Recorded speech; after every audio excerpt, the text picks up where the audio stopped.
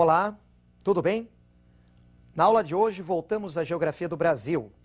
Vamos continuar a análise da economia brasileira com um item extremamente importante para vários setores econômicos e até para você que me assiste nessa aula: energia. Vamos falar das fontes de energia utilizadas não só no mundo, mas principalmente no Brasil. Vamos fazer um balanço da energia no nosso país. Em primeiro lugar, vamos começar analisando o mundo. Acompanhe o gráfico na sua tela. Nesse gráfico, estamos observando as fontes de energia de acordo com o consumo no mundo. 35,7% da energia consumida no mundo garantida pelo petróleo. 23,3% o carvão mineral. O gás natural responde por 20,3%. Percebam então o grande peso que há no consumo de energia no mundo dos combustíveis fósseis. As fontes de energia renováveis ainda representam apenas 11,2%. A energia nuclear, apesar dos riscos, 6,7%. E utilizando-se a água, 2,3%, com uma pequena participação de energias alternativas. No Brasil, essa composição das fontes energéticas no consumo nacional é diferente. O Brasil não tem o mesmo perfil que o restante do mundo. Nós não temos a abundância das mesmas fontes de energia que são encontradas em outros países. Vamos me acompanhar então no próximo gráfico que vai mostrar o consumo energético no Brasil por fontes de energia. Vejam, no Brasil nós temos 39% do nosso consumo energético representado pela eletricidade, 35,3% derivados de petróleo, bagaço de cana, 7,4%, o uso de lenha, carvão vegetal, ainda representando 5,7%, um percentual que vem se reduzindo, álcool etílico, 3,1% e outras fontes de energia, 9,5%. Importante nós analisarmos nesse consumo energético brasileiro e nas fontes de energia que nós utilizamos, quais são as vantagens e quais são os pontos contra a utilização dessas fontes de energia. Nós preparamos uma série de quadros para analisarmos algumas energias mais importantes. Vejam comigo o primeiro quadro. A hidroeletricidade, a obtenção de energia elétrica através do potencial dos rios. Lembrando que o Brasil tem muitos rios de planalto. Entre os pontos favoráveis ao uso dessa energia está o fato de que ela é limpa, ela não polui o meio ambiente. É uma fonte energética renovável, fácil de ser transportada através dos linhões de transmissão e abundante no país pela grande quantidade de rios de planalto.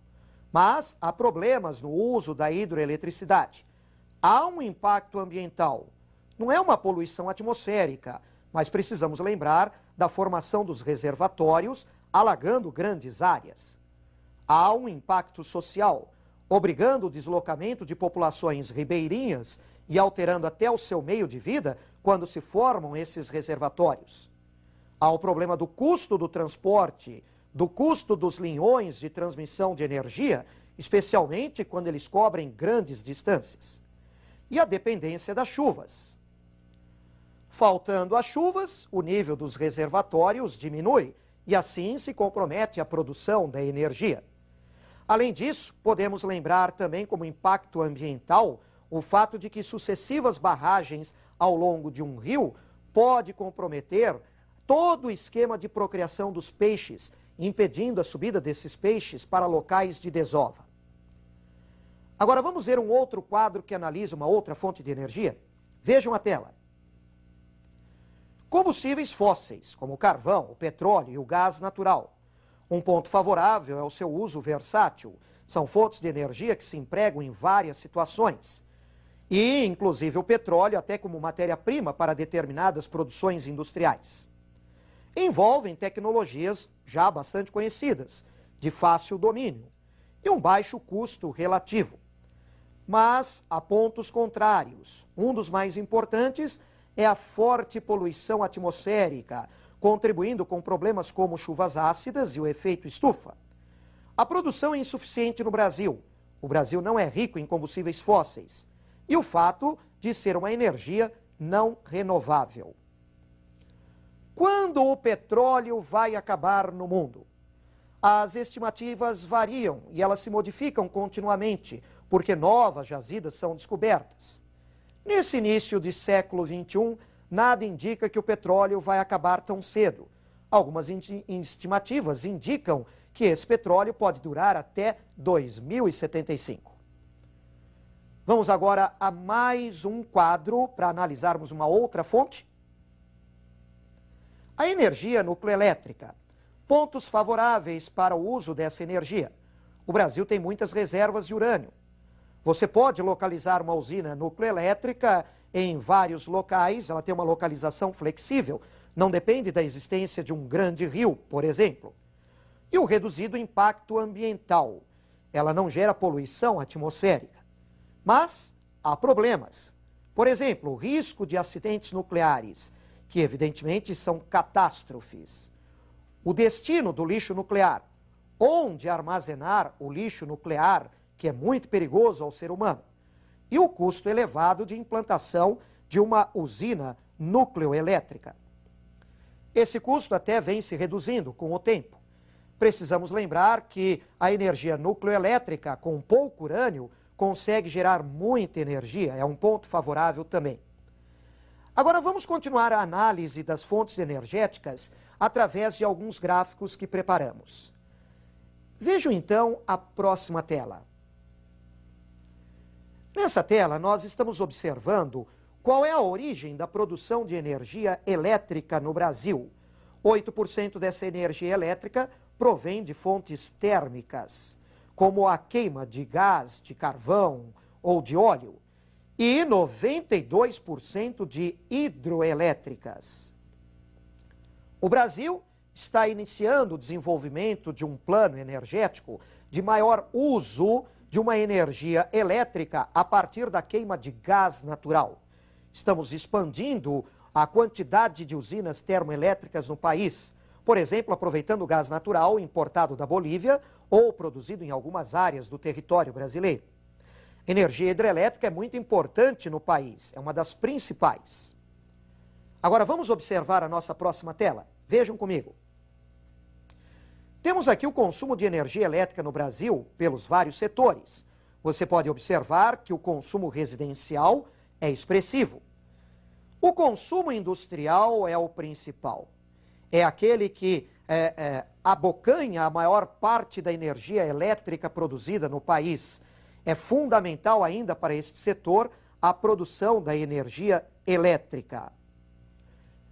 Evidentemente que quando nós temos problemas de geração de energia, setores produtivos, setores que geram empregos, que são importantes para a economia do país, se ressentem muito.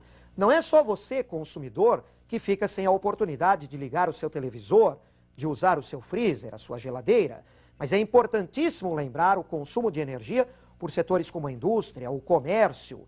Empregos ficam comprometidos quando não há essa produção energética.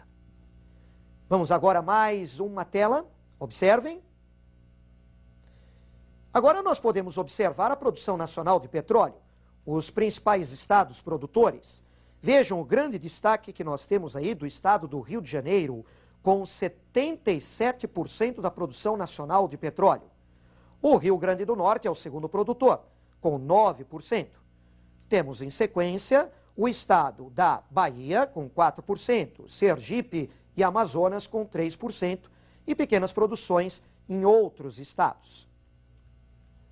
A maior parte da produção de petróleo no Brasil é extraída no mar, na plataforma continental, com grande destaque para a bacia de Campos, no litoral norte do estado do Rio de Janeiro.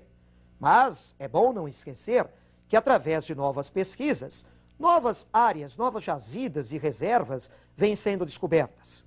Importante lembrar também que o setor de petróleo no Brasil já não é mais monopólio da Petrobras. É um setor hoje aberto à participação de outros capitais, nacionais e estrangeiros.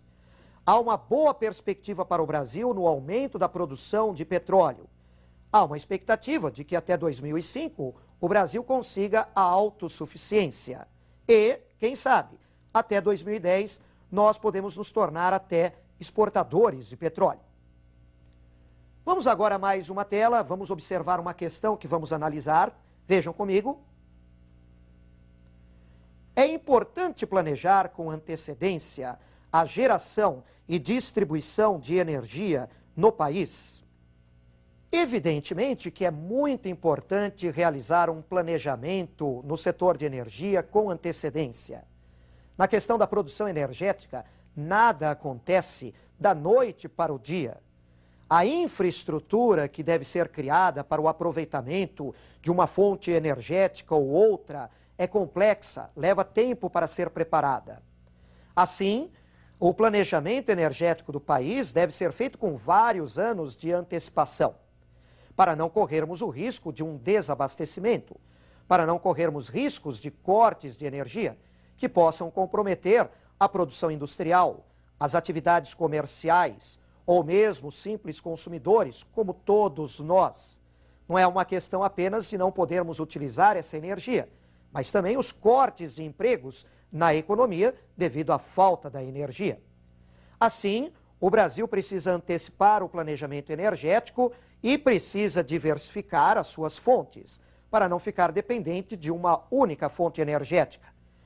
Por exemplo, a questão da usina nuclear no Brasil, do aproveitamento da energia nuclear. Fala-se atualmente na reativação do programa nuclear brasileiro. Angra 1 e Angra 2 estão prontas e funcionando. Será que precisamos de Angra 3? Pensando nas necessidades energéticas do Brasil daqui a alguns anos. E as reservas de gás natural que estamos utilizando a partir de agora? Por quantos anos elas vão durar? O gás natural também não é renovável. Assim, é importante pensarmos num planejamento antecipado, numa diversificação do uso de fontes de energia e, evidentemente, avançarmos no aproveitamento de energias renováveis para não corrermos o risco de desabastecimento quanto ao uso das energias que não são renováveis. Muito importante este assunto de fontes de energia para o seu vestibular e para a sua vida diária. Não esqueça disso. Um grande abraço para você, continue seguindo nossas recomendações, estude com atenção geografia. Eu te vejo na nossa próxima aula. Até mais.